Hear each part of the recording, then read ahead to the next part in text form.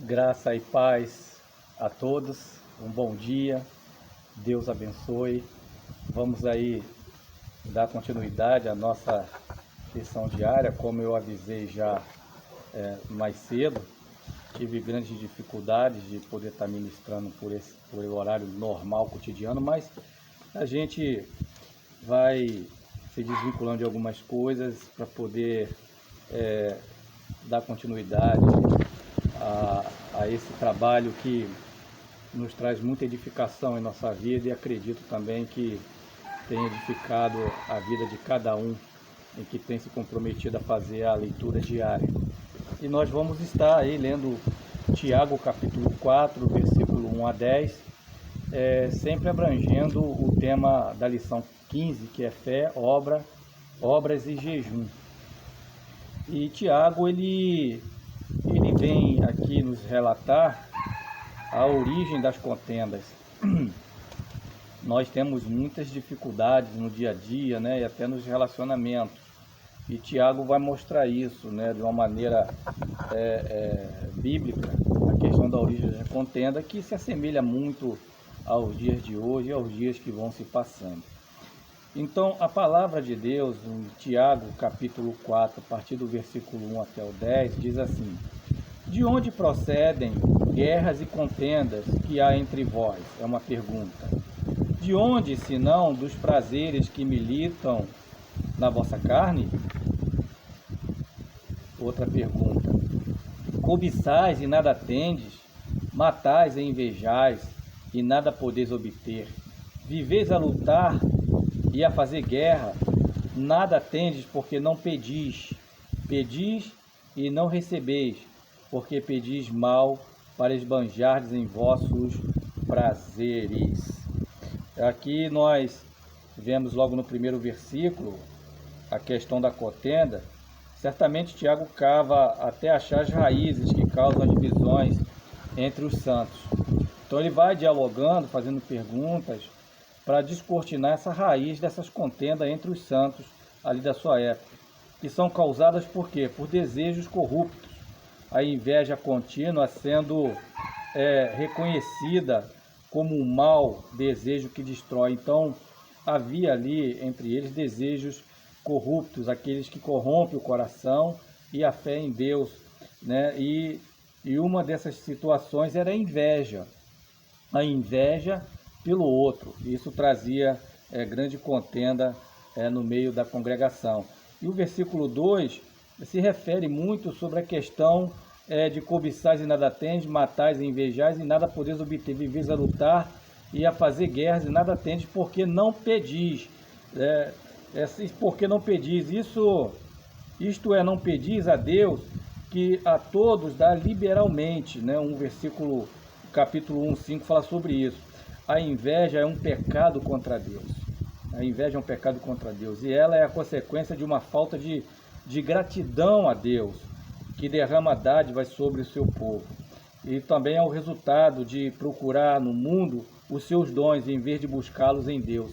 Então, a nossa capacidade de agir, de fazer, de realizar, ela está em Deus, e é em Deus que nós devemos buscar, né, esse dom, e não no mundo. A minha capacidade, a minha performance não está em buscar no mundo as qualidades que o mundo oferece, né? Então, muitas vezes o foco do crente está direcionado errado, né? Está direcionado errado, por isso que nós temos aí divergências descabidas, né? Divergências que traz crescimento é uma coisa, que são salutares, mas divergência descabida, buscando confrontar o outro como o meu posicionamento é melhor, eu sei mais, enfim, isso não tem relevância diante das Escrituras, diante de Deus, né? O versículo 3, né? Deus rejeita as nossas petições quando elas procedem de desejos repreensíveis, orar por motivos errados e orar sem fé. Então, o versículo 3 pedis e não recebeis, porque pedis mal para esbanjares em vossos prazeres. Então, é muito claro, né, essas petições que procedem de desejos repreensíveis, né, desejos de que Deus não se agrada, não vê isso como bom, né, e são e são motivos errados, orar sem fé. Então, essas coisas não são relevantes para o Senhor. Romanos 14, 23 e Hebreus 11, 6, ele dá uma pincelada sobre essas questões aqui de Tiago 4, 3, né? O versículo 4, a palavra diz assim: infiéis, não compreendeis que a amizade do mundo é inimiga de Deus? Aquele, pois, que quiser ser amigo do mundo, continueis amigo de Deus. Então, infiéis se refere à infidelidade espiritual. Quando o mundo passa a ser mais relevante do que a caminhada com Deus, ou do que estar em comunhão com a igreja, ou estar caminhando junto com a igreja, se envolvendo, esses são infiéis, que não têm entendido a obra, né, do Senhor, da expansão do reino. Então, esses estão buscando as coisas do mundo, que não tem relevância nenhuma. Versículo 5: ou supondes que em vão afirma a Escritura, e com ciúme que vós nos anseia o Espírito que ele fez habitar em nós? Versículo 5. Versículo 6. Antes ele dá maior graça pelo que diz: Deus resiste ao soberbo, mas dá graça aos humildes. Sujeitai-vos, portanto, a Deus, mas resisti ao diabo, e ele fugirá de vós. Sujeitai-vos, né? Isso exige um ato voluntário de aceitação da autoridade de Deus. Esse é o arbítrio que Deus nos dá, né? Esse ato voluntário depende de nós. Estamos debaixo dessa autoridade, da autoridade de Deus, que quer nos submetemos a ela ou não. Aqui sujeitável significa obediência. Não tem como é que eu vou dizer assim? Não tem como você fugir disso. O crente, ele se submete a Deus ou não, né? Submeter, obediência. Se eu me coloco diante de Deus, recebo a salvação e não me sujeitar, não estar em obediência ao Senhor, então eu tô veredando para outro caminho, não estou no caminho do Senhor, né? Então, veja bem que fé, obras e jejum, que a lição está nos trazendo aqui, e esse contexto aqui de Tiago está mostrando a questão da fé e as obras inoperantes que são feitas, em que para Deus está fora da sua vontade e também daquilo que ele prescreveu para todos nós. Então é muito clara essa questão aqui, né? E resistir ao diabo, ele fugirá de vós, dentro do mesmo capítulo 7. Satanás não é igual a Deus em poder ou autoridade, isso nós sabemos, né? Ele não tem essa autoridade ou poder de Deus. Embora Satanás seja poderoso, ele não é invencível, né? Ele pode ter poderes maiores do que nós, e tem poderes maiores do que nós, mas nós temos um poder em nós que é muito maior que ele, que é Jesus Cristo, que é o Espírito Santo de Deus. Isso nós temos que saber, porque todo aquele que é obediente a Deus e sujeitando-se ao Senhor, Satanás não tem poder sobre nós. Ele não tem poder sobre nós, não tem autoridade sobre nossa vida, daqueles que caminham no Senhor, que caminham na vontade de Deus, né? Isso fique muito, muito claro. E Satanás não é invencível, ele foge dos santos que resiste com a armadura de Deus. Ele foge dos santos que resiste na armadura de Deus. Ele foge dos santos que resiste da armadura de Deus. Ele foge dos santos que resiste da armadura de Deus. Para que isso nunca fique esquecido no coração, na mente e na vida de cada crente. Satanás não tem poder sobre você, que tem a armadura de Deus sobre a sua vida, que é compromisso, que é autoridade, que é viver uma vida santa de santificação dia após dia. Satanás não tem poder. Satanás não tem poder na vida daquele que não tem o coração de inveja. Satanás não tem poder na vida daquele que não age com arrogância. Satanás não tem poder na vida daquele que vive uma vida cristã com humildade, com obediência a Deus. Ele não tem poder. Mas aqueles que abrem a guarda para essas coisas, aí Satanás se iranda e faz um estrago muito grande. Temos que nos cuidar com relação a isso, com nossos corações. Versículo 8: chegai-vos a Deus, e ele se chegará a vós, outros. Purificai as mãos, pecadores, e vós que sois de ânimo dobre, limpai o coração.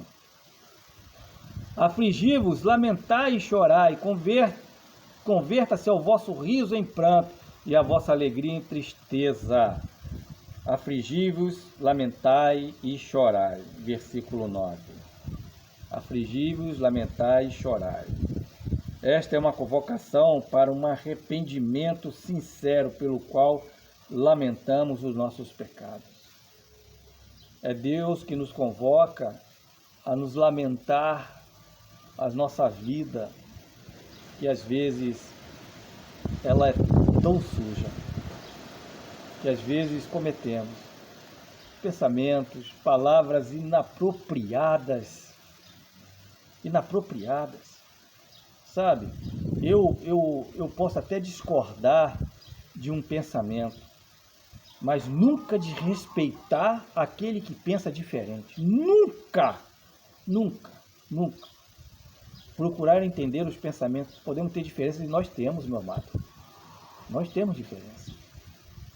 E a nossa função é fazer com que o diálogo possa encontrar ligações nessas diferenças. Mas desrespeitar, não. Eu não posso fazer que o outro siga a minha vida cristã conforme eu sigo. Não. Uma que é exemplo de vida cristã é Jesus Cristo. Jesus Cristo. E nós devemos trabalhar para nos aproximarmos a essa vida. Nós não vivemos debaixo da lei. A lei nos mostra o quanto somos pecadores. E nós devemos lutar contra esse pecado que é consciência nossa, de nossa vida.